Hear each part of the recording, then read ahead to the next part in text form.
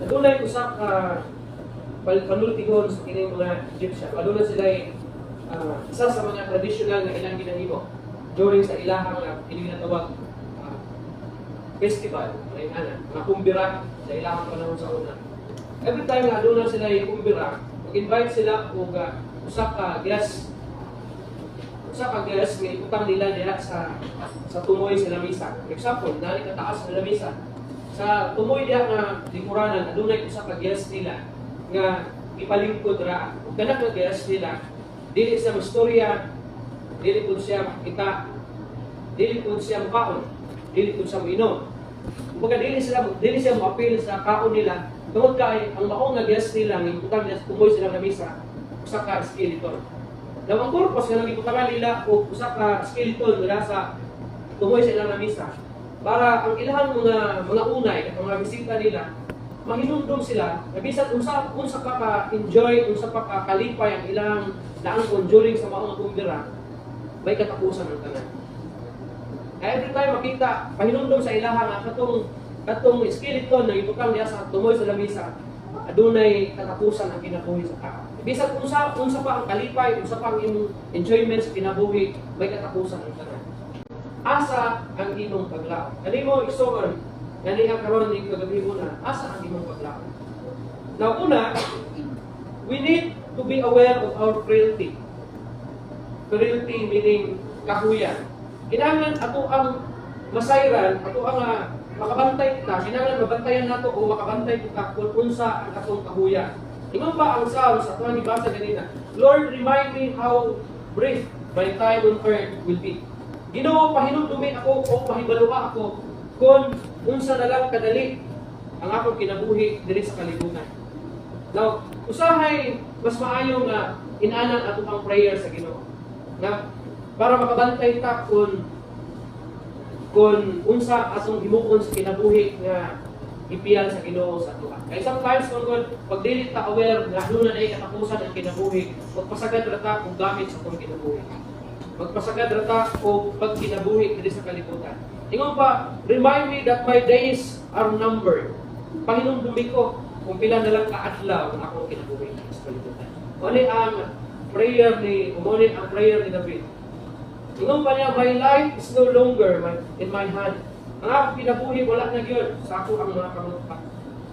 Now, an entire lifetime is just a moment to you.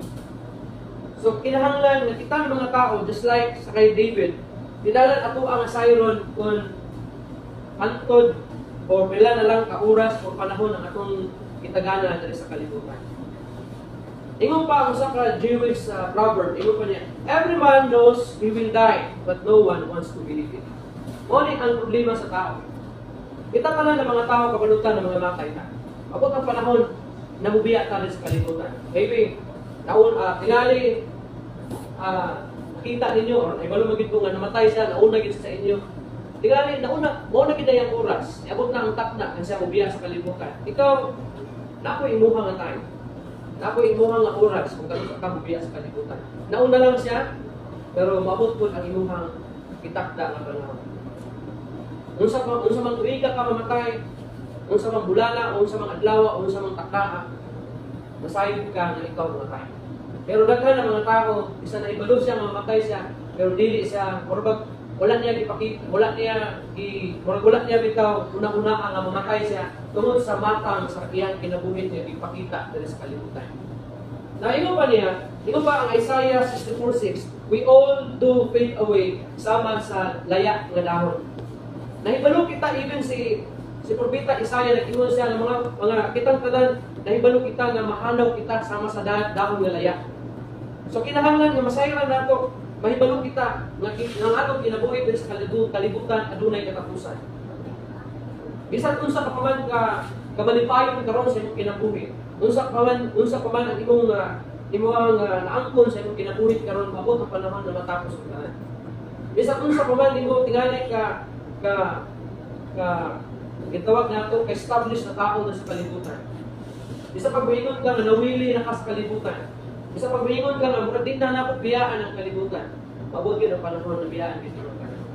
Kanunay nako apil sa kawali ang kini usa ka illustration Nakita ng mga tao din sa kalibutan, daw sama kita sa mga bisita diya sa atong panimalay. Sa inyong mga naagri napagin bisita tingali sa inyong balay. Kamu ba napay bisita sa inyong mga diyan at puyo? Ang tanan nga ni bisita sa inyong balay, ipauli sila sa ilang kagalingon pilihan. Maybe diha ni kahon tingali ang nato natulog tingali sa kagabi, duha kagabi, pero wala gid siya nagstay dira hangtod sa hangtod. Kundi ipauli gid siya sa iyang kagalingon panimalay kay aduna sa kagalingon panimalay. Kita murat ng mga bisita dahil sa kalibutan. Ang kalibutan dili mao'y ato ang final na Pinoy-anan kalibutan. Dili ni mao ang ato ang kining katapusan nga tuloy-anan. Kumbaga bisita ra tanan sa kalibutan. Whether you like it or not, biyaan nimo kining kalibutan kay bisita ra katuya. Whether ka og 20, 30, 50, 60, 70, 80, biyaan gid nimo ang kalibutan. Kitang tanan mga matay kayo. Ingon pa, the chances of winning state lottery jackpot 1:4 million. So out of 4 million ka mga tao or 4 million nga nagpatay, murag isa ra gyud ang makadaog ana. Pero ang kamatayon 1:1. 1:1 ang kamatayon. Matag usa kanato mga matay tatanan. Except lamang sa katubitang inigbalik sa Ginoo. Nibalik sa Ginoo aduna siya maabutan na buhi. Pero samtang wala pa nibalik ang Ginoo, itang tanan mga matay. Ayaw pagtuo nga dili ka mamatay, kay maayo paglawas.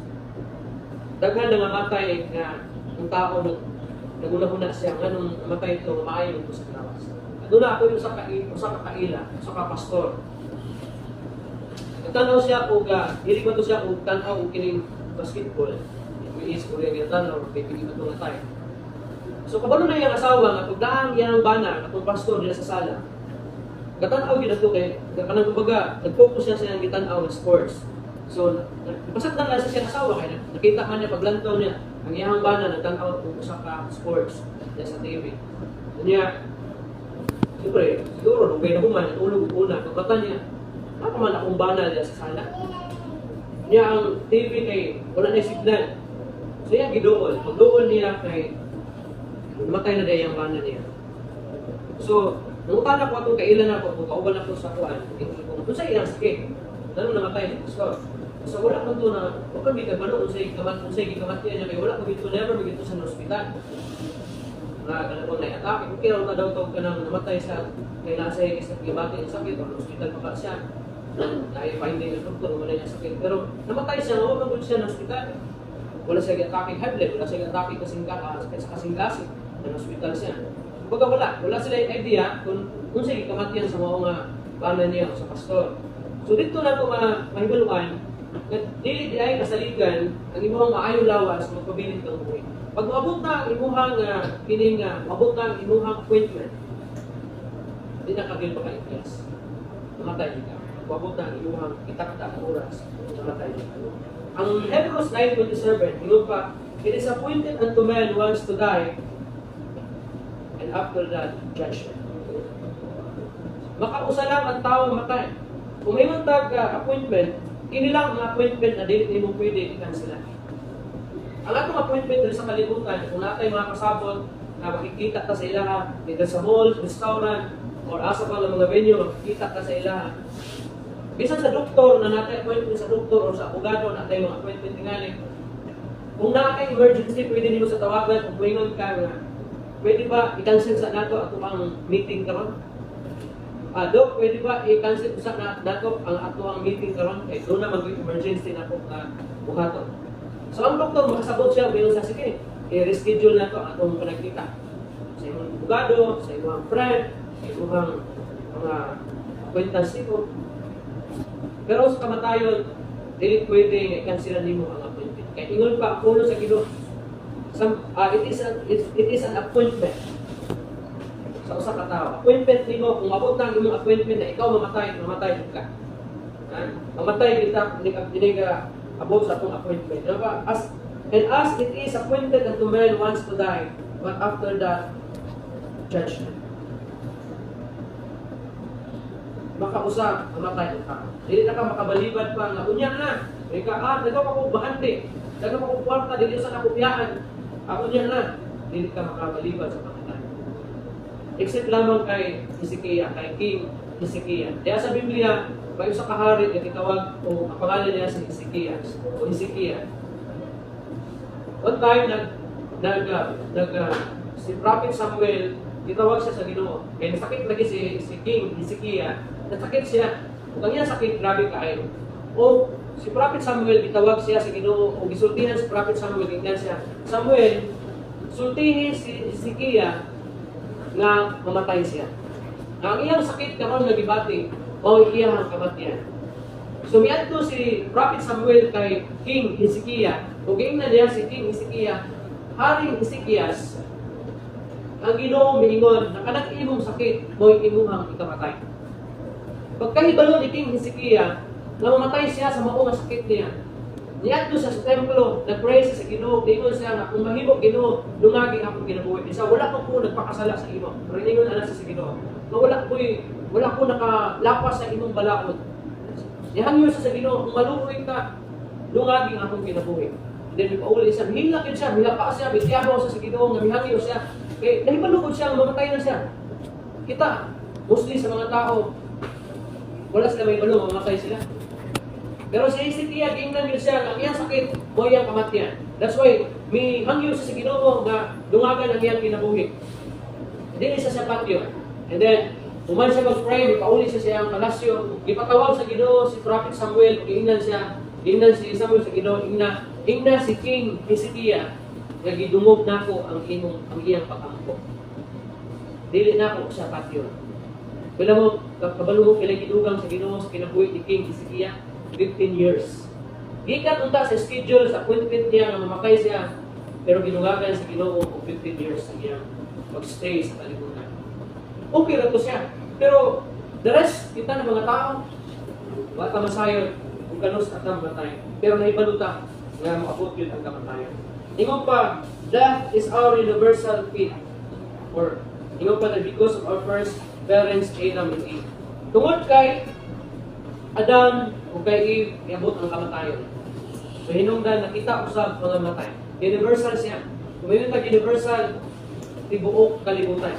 Walay tao, hindi kayo matay. In 1 Corinthians 15:22, for us in Adam, all died. Namatay si Adan, kitang tanan na namatay. Ingon pa, that is our, everyone who is born into this world will also have to live it.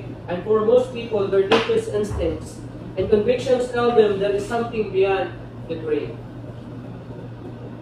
For millions, though the crossing the portal of this life holds sheer terror, they have nothing on which to hang their faith and hope with any certainty. So sigurado, kitang tanan, mga matay yun. Another one, we need to know where our hope lies. Ato ang siron kung asa nato gibutang ang atong pagkaon. Ingon pa diriya, some seek security in possessions. Wala may problema, hindi man dautan kung madatos ka o kung magpadaton ka. Hindi man na sa dautan. Dili mahimong dautan nga makapalit ka og sakyanan, makapalit ka og balay, na kay negosyo, nindot imong trabaho, makapundar ka og mga mahalon na mga butang. Dili na sa dautan. Pero ayaw sugod na imong paglaom diha nimo ibutang. Ayaw sugod, ayaw himuka na imong paglaom imong ibutang dira sa imong katigayunan. Tungod kay adunay mga tao nga ilang paglaom, ilang gipahimutang dira sa ilahang katigayunan. In Luke chapter 12 verse 16 to 20, adunay usa ka istorya diha. Adunay usa ka dato. Adunay usa ka dato nga aduna sa mga vineyards, aduna sa daghan ng mga anibunon. Milantaw siya sa iyang vineyards. Milantaw siya o mingon siya. Pagkadaghan sa akong abot, mingon niya. Wala na iigo makabutangan sa ako ang mga vineyards o sa akong mga ani. Masaya ang giigo. Ingon niya, gubon na ko ang akong kamalig. Budiga, ingani. Gubon na ko akong kamalig, maghimo ko mas dako. Aron nga may igong makabutangan sa akong mga abot. Bukod niya, ingon ko sa akong kaugalingon. Kaugalingon, paglipay. Kaon o inom. Unya ang Ginoo miingon sa mga tao, "Hoy, buang-buang, kung kuhaon nako ang imong kinabuhi karon gabi una, kang kinsa nimo ibilin ang imong katigayunan. Usahay masayop ta sa atong pangunahuna. Naabi nato og secure na ta kay doon na natay kwarta, doon na natay bahandi, doon na natay makuot every time na mabatan ta. Pero there is no security. Yan ang eriyahas kinabuhi in terms sa imuhang espirituhanong kinabuhi. Kay ibaluan nato na ang tao mamatay gyud. Ingon pa ang pulong sa Ginoo, gikan ka sa abog ug mapauli ka sa abog. Ang imong ingon pa kamatay nimo ang imong lawas mubalik ngadto sa yuta. Unya ang imong kining espiritu mubalik sa Ginoo, ang imong kalag matubang sa umanan. Subot pa sabot, agil paghukom nga may kabog. Ang Biblia aduna say duha ka klase nga gisgutan nga kamatayon. Ibalungod unsa? Espirituhanong kamatayon o pisikal na kamatayon. Ang pisikal na kamatayon, itang tanan, itang kaikiyasan. Dili inila, adunahan o kabos, graduhan o walay grado, maka sinatik ni ining usa ka klase ng kamatayon. Except lamang sa ang gingon, tinigpapatan, tinigpanig sa Ginoo. Makasinati siya ani. Walay makaikiyas ani. Maayong lawas, daot ang lawas, masakiton o walay sakit. Babae o lalaki, bata o tigulang, adunahan o kabos, inila o dili inila, mamatay kayo isa. Pero ang ikaduha nga kamatayon, pwede ka makaikyas ani. Ini ginatawag spiritual death. Pwede ka makaikyas ani. Ano man? Ingon pa ang pulong sa Ginoo sa Romans 6:23, for the wages of sin is death. Ang bayad sa pagpakasala, kamatayon. Mao lang ipadala si Jesus Christ sa kalibutan kay siya ra gyud ang buktong pamaagi aron ka makaikyas sa ikaduha nga kamatayon. So pwede ka makaikyas kana kung saligan nimo si Jesus Christ sa imuhang kalag. Na pa ang puno sa Ginoo, ikaduha, many place their faith in religion or church. Naay mga religion, naay mga denomination na nagtuo sila nga ang ilang church makaluwas sa kalag sa tao. That's why adunay mga tao nga mutuo sila o nagkatuo sila nga ang ilang church pod makaluwas sa ilaha. Pero sultihan mo na ako, walay church na makaluwas sa tao. Wala mo ano? Kaya kung doon ay church na makaluwas sa tao, walay pulos ang pagpadala niya sa iyang buktong anak si Jesus Christ sa kalibutan. Kung doon ay church na makaluwas sa tao. Kaya kung doon ay church, punta, i-announce na lang sa Ginoo na magpasakop ko na ng simbahan aron mo maluwas. Pero ano maingon man siya, kaya gihigugman ako ang kalibutan, ug tungod niya na, gihatag dako ang akong buktong anak. Aron ang tanan nga mutuo kaniya, dili mamatay, kung dili makabaton, o kinabuhi o walay katapusan, John 3:16. Ano, ipadala mo man niya? Kung doon ay church, makaluwas sa tao. Ano kung doon ay mga kasimbahanan, na nagtuo sila ng ilang simbahan, makaluwas, di na sa Ginoo.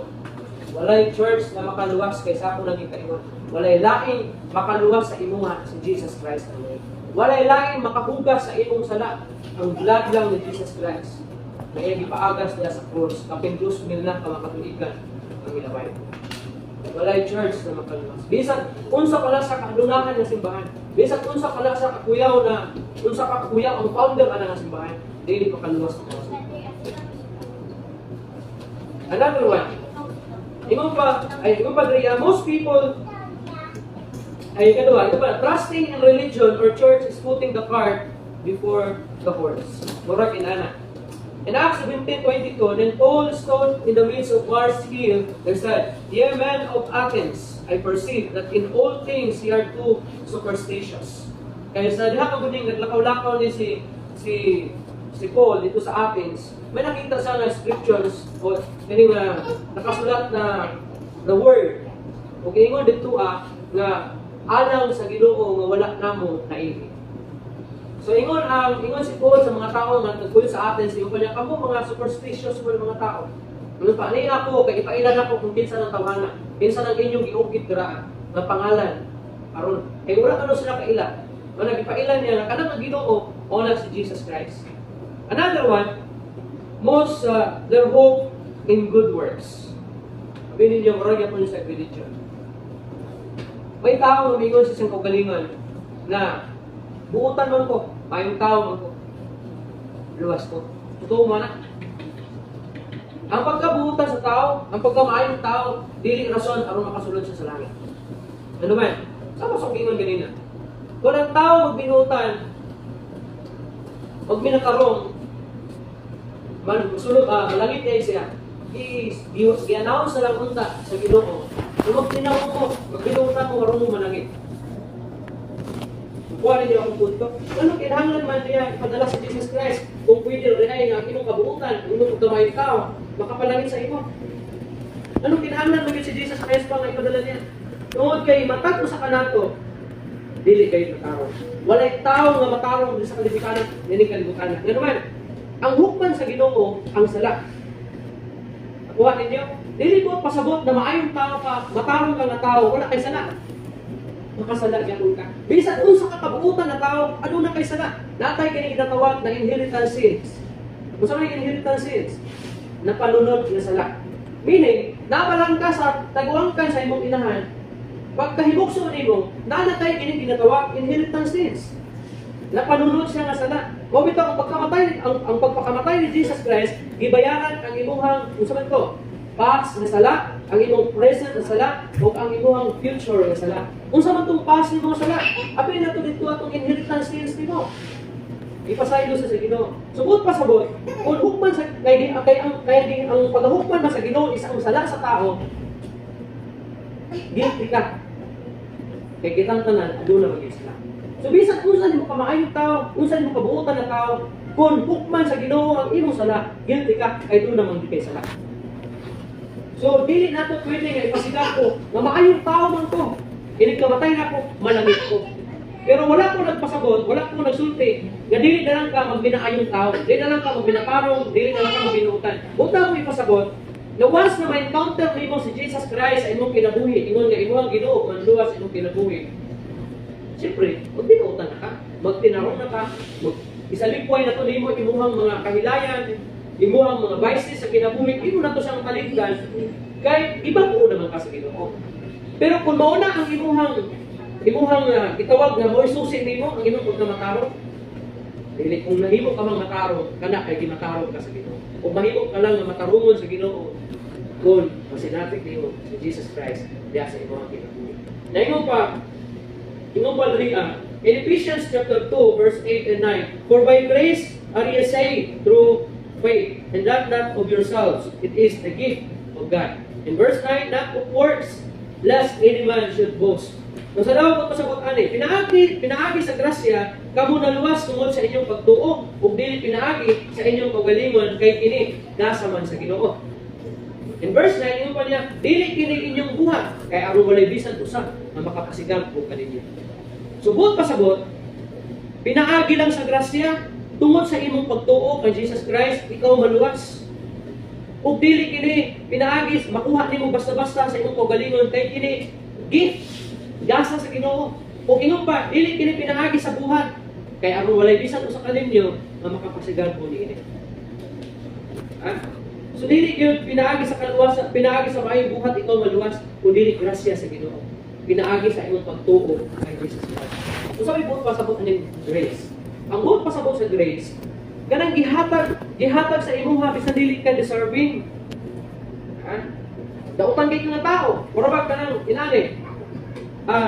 Guilty ko sa usa ka kasalaot nga resulta sa akong kamatayon. Dito sa court, mayon ang court sa kuha nga ruling spanto. Ikaw guilty sa usa ka sala nga mauni ug ikaw pag silutan sa silot kamatayon. So kung kay guilty ko, dapat ang ko mamatay kay guilty ko sa mga salaot damo na nimo. Hindi kalit pa misulod sa usa ka puntahan, kung ingon siya, judge, kadali lang. Pwede ba nga imuhang kanang pwede ba nga ako na lang ang imuhang paghahukman sa kamatayon kung ayaw lang si ruling espanto? Pwede ba nga ako mo proxy sa iya? Mayon ang judge siya, o sige, kung willing ka mamatay para sa iya nga dapit, walay grasya, walay grace. Dili ka ngayon, pero gitagaan ka, gikaluyan ka. Dili na tangayan tangan. Kaya ingon pa ang pulo sa Ginoo sa Romans 3:23, ingon pa niya, ang tanan nakasala ug nahilayo sa himaya sa Dios. So kita tanan nakasala ug dili ka worthy sa kaluwasan, dili ta angayan sa kaluwasan, pero tungod kay naluoy ang Ginoo sa tuwa, ipadala niya si Jesus Christ aron ikaw makabaton og kaluwasan. Aron kita makabaton og kaluwasan. Grace, dili pinaagi sa imong good works. Ang Psalms 39 verse 7, ito pa, Lord, where do I put my hope? My only hope is in you. Dapat pareha kang David, namingon kang asa na akong ibutang ang akong paglaom. Ang akong paglaom, diha regulate kanimo, Ginoo. Kaninyo, kanato nga nadiri, ayaw yun, ipahimutang ang imong paglaom, dira sa bisan unsa. Sa imong good works, sa imong pagkamaayong tao, na maluwas ka, kay maayong tao ka, sa imong bahandi, kay daghang kakwarta, maluwas ka, dili mo pwede paliton ang kaluwasan.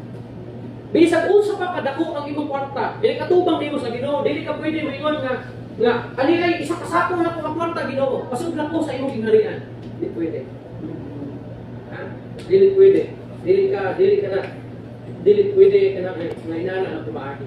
Ang John chapter 11 verse 25 to 26, Jesus said unto her, I am the resurrection and the life. He that believes in me, though he were dead, yet shall believe. And whosoever lives and believes in me shall never die. Believest thou this? Sa Bisaya pa, si Jesus mingon sa babae, ako ang pagkabanhaw ug ang kinabuhi. Sa nga nagatuo kanako, bisan tuod siya mamatay, apan siya mabuhi. Ug kinsa ang and whoever lives and believes in me, siya nga nabuhi ug buto ni ini, dili na gayon siya mamatay. Buto ka ba dili? Ingon si Jesus Christ. Igsuon ni Lazaro ang iyang gisultihanan, si Martha. Ingon siya, ako ang pagkabanhaw ug ang kamatayon. Siya nga nagtuo kanako, bisan siya mamatay, siya mabuhi. So yung pasabot niya na, umutuo ka kay Jesus Christ, bisan kung mamatay pa ka, dining lawasa, mabuhi ka. Mabanhaw ka. Nasama si Jesus, nasama kang Jesus Christ nga nabanhaw. Ug siya nga nabuhi, namutuo sa Ginoo, dili na gayud siya mamatay. Kung ingon pa, butuo ka ba niini? So, ang ikinahanglan lamang aron ikaw maluwas, makaikyas sa ikaduhang kamatayon is si Jesus Christ. Kana kumutuo ka sa iya. Ingon pa, as such, death for the Christian is the beginning of life. Ang kamatayon sa Kristohanon sa lugdanan sa kinabuhi. Gusto ka ba nga madaugon ang imong kinabuhi? Kita na mga buhi pa, nangandoy ka, naunta, kanang madaugon ang imong kinabuhi, madaugon sa bisan asa, sa financial ba, sa health ba. Pero, ang madaugon ng kinabuhi, bangkon sa katao, uban siya kamatayon. Mabito ang tao, maguna-muna siya nga, may siguro, matay na lang ko, kaya para makaikyas ko sa mga kanima. Kaya tunay kahulugan, anak. Kung mamatay ka, makaikyas ka sa problema gito. Kaya ang puno sa Ginoo nag-ingon sa Philippians 1:21, for to me to live is Christ and to die is gain. Kaya alam ka na ko ang pagkinabuhi ni Kristo o ang pagkamatay mawang kadaugan. Gusto kang magmadaugon? Masinapit mo na kuman sa imong kamatayon. Kana, kung mamatay ka, nanaa sa kamon sa Ginoo. Pero kung mamatay ka, wala sa kamon sa Ginoo, kapildihan sa Ginoo. Ano man, dunay duha ang destinasyon ng tao. Langit o impyerno.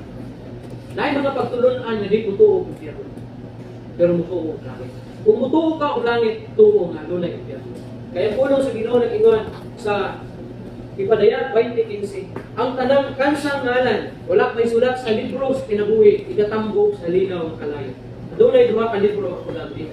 Ang libro sa mayong binuhatan ug ang libro sa kinabuhi. Ang tanan nga nalista dito automatic sulod sa gingharian sa langit. Pero ang tanan no kalista dito tambok sa linaw ng kalayo. Wala ba kanang kuadto ka sa kanang mga pila-pila bitaw.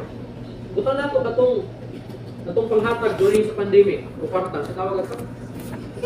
Ayuda. Sa? Ngayon ba, nung pila dito, wala yung pangalan. Di pauli, kaming hoy. Wala na yung pangalan dito. Ngayon, papauligon ka sa Ginoo. Ang problema kay, sama ka dito sa impyerno. Kaya doon na may impyerno. So, mas luway. Ngayon pa, ang John 10:9, I am the door. By me, if any man enter in, he shall be saved and shall go it out and find pasture. So ingon pa, ako ang puntahan. Kung siya nga musulod gani kanato, siya maluwas.